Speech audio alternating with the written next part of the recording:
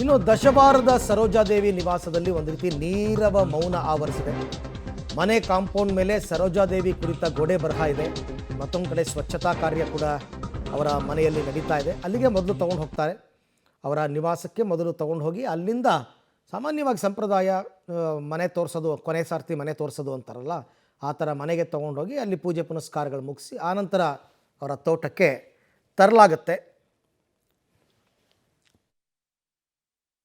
ನಟಿ ಬಿ ಸರೋಜಾದೇವಿಯವರ ನಿಧನ ಹಿನ್ನೆಲೆಯಲ್ಲಿ ಅವರ ಹುಟ್ಟೂರಾದಂತಹ ದಶವರ ಗ್ರಾಮದಲ್ಲಿ ನೀರವ ಮೌನ ಆವರಿಸಿದೆ. ನಾನಿದೀಗ ಅವರ ಮನೆ ಮುಂಭಾಗ ಇದ್ದೀನಿ, ದೃಶ್ಯದಲ್ಲಿ ಗಮನಿಸ್ತಾ ಇದ್ದೀವಿ. ಇದು ಬಿ ಸರೋಜಾದೇವಿಯವರ ಮನೆ, ಅವರ ಹುಟ್ಟೂರಾದಂತಹ ದಶವಾರ ಗ್ರಾಮದಲ್ಲಿರುವಂತಹ ಅವರ ಮನೆ ಆಗಿರುವಂಥದ್ದು. ಇಡೀ ಮನೆಯಲ್ಲಿ ನೀರವ ಮೌನ ಆವರಿಸುವಂಥ ದೃಶ್ಯಾವಳಿಗಳನ್ನು ನಾವಿದೀಗ ಗಮನಿಸ್ತಾ ಇರುವಂಥದ್ದು. ಮತ್ತೊಂದು ದೃಶ್ಯದಲ್ಲಿ ಅವರ ಮನೆ ಮುಂಭಾಗ ಇರುವಂತಹ ಕಾಂಪೌಂಡ್ ಮೇಲ್ಗಡೆ ಏನು ಬಿ ಸರೋಜಾದೇವಿಯವರ ಕುರಿತಾದಂಥ ಒಂದಷ್ಟು ಗೋಡೆ ಬರಹಗಳನ್ನು ಬಂದಿರುವಂಥ ದೃಶ್ಯಾವಳಿಗಳನ್ನು ಗಮನಿಸಬಹುದಾಗಿರುವಂಥದ್ದು.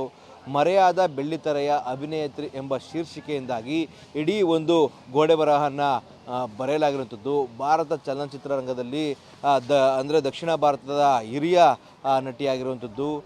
ಅಪಾರ ಚಿತ್ರಗಳಲ್ಲಿ ನಟಿಸಿ ಇಡೀ ಒಂದು ಚಿತ್ರರಂಗಕ್ಕೆ ಹೆಸರುವಾಸಿ ಅಂತ ತಂದುಕೊಟ್ಟಿರುವಂಥ ನಟಿ ಇದೀಗ ನಮ್ಮನ್ನು ಅಗಲಿ ಹೋಗಿರುವಂಥದ್ದು ಸಾಕಷ್ಟು ದುಃಖಕರದಂಥ ಸಂಗತಿ. ಆ ನಿಟ್ಟಿನಲ್ಲಿ ಗೋಡೆ ಬರಹದ ಮೂಲಕವಾಗಿ ಅವರಿಗೆ ನಮನವನ್ನು ಸಲ್ಲಿಸಿರೋ ನಿಟ್ಟಿನಲ್ಲಿ ಕೂಡ ತೂಬಿನಕೆರೆಯ ಗೋವಿಂದು ಅವರು ಈ ಒಂದು ಗೋಡೆ ಬರಹವನ್ನು ಬರೆದಿರುವಂಥದ್ದು. ಇವರು ಪಬ್ಲಿಕ್ ಹೀರೋ ಕಾರ್ಯಕ್ರಮಕ್ಕೂ ಕೂಡ ಬಂದಿದ್ದರು. ಅವರನ್ನು ಪಬ್ಲಿಕ್ ಹೀರೋ ಅಂತಲೂ ಕೂಡ ಗುರುತಿಸಲಾಗಿತ್ತು. ಆ ನಿಟ್ಟಿನಲ್ಲಿ ತೂಬಿನಕೆರೆ ಗೋವಿಂದು ಬ್ರಾಕೆಟ್ನಲ್ಲಿ ಅವರು ಪಬ್ಲಿಕ್ ಹೀರೋ ಅಂತಲೂ ಕೂಡ ಈಗಲೂ ಕೂಡ ಕರೆಸ್ಕೊಳ್ಳುವಂಥದ್ದು. ಆ ನಿಟ್ಟಿನಲ್ಲಿ ಇವರು ಉಚಿತ ಗೋಡೆ ಬರಹಗಳನ್ನು ಜನಜಾಗೃತಿಗಾಗಿ ಮೂಡಿಸುವಂಥ ಬರಹಗಳನ್ನು ಬರೀತಾರೆ. ಅದೇ ನಿಟ್ಟಿನಲ್ಲಿ ಕೂಡ ಇದೀಗ ಏನು ಸರೋಜಾದೇವಿಯವರ ನಿಧನದ ಹಿನ್ನೆಲೆಯಲ್ಲಿ ಅವರ ಮನೆ ಮುಂಭಾಗದಿರುವಂತಹ ಕಾಂಪೌಂಡ್ ಮೇಲ್ಗಡೆ ಈ ರೀತಿಯಾದ ಗೋಡೆ ಬರಹಗಳನ್ನು ಬರೆದಿರುವಂಥ ದೃಶ್ಯಾವಳಿಗಳನ್ನು ಗಮನಿಸ್ತಾ ಇದ್ದೀವಿ. ಅವರ ಏನು ಜೀವನ ಹೇಗೆ ಬಂತು ಅಂದರೆ ಅವರ ಹುಟ್ಟು ಮತ್ತು ಅವರ ತಂದೆ ತಾಯಿಗಳ ಹೆಸರು ಮತ್ತು ಅವರ ಕಿರುಪರಿಚಯನ ಮಾಡ್ಕೊಳ್ಳುವಂಥ ಕೆಲಸಗಳು ಕೂಡ ಆಗಿರುವಂಥದ್ದು.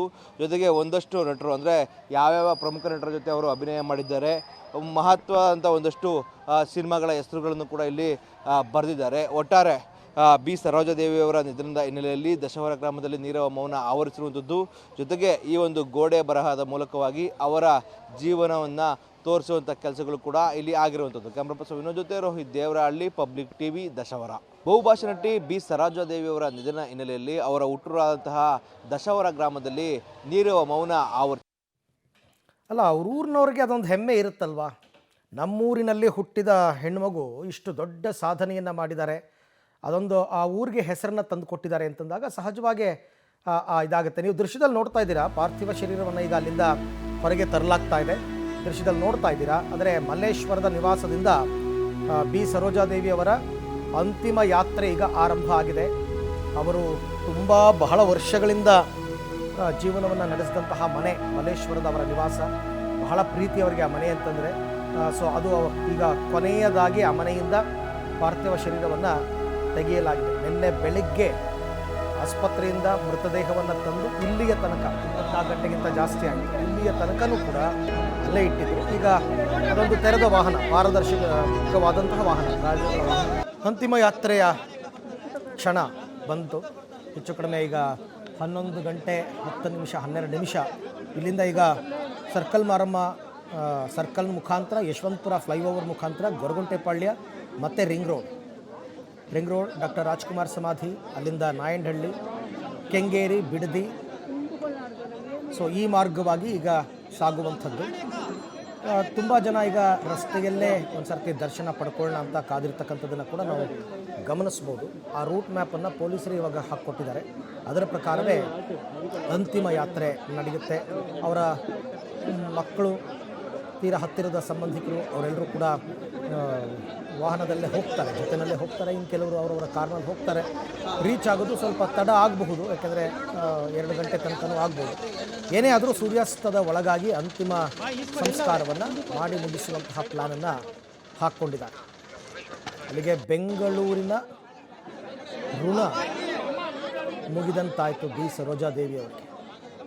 ಹೆಚ್ಚು ಕಡಿಮೆ ಬೆಂಗಳೂರೇ ಅವರ ಸ್ಥಳ ಅಂತ ಹೇಳ್ಬೋದು. ಯಾಕೆಂದರೆ ಅವರು ಸಿನಿಮಾ ರಂಗದಲ್ಲಿ ಇದ್ದಾಗಿಂದ ಹಿಡಿದು ಈ ವಿಶ್ರಾಂತಿ ಕಾಲದ ತನಕನೂ ಕೂಡ ಅವರು ಬೆಂಗಳೂರಿನ ಮಲ್ಲೇಶ್ವರಂ ಮನೆಯಲ್ಲೇ ಹೆಚ್ಚು ಕಡಿಮೆ ಕಾಲವನ್ನು ಕಳೆದಂಥವ್ರು.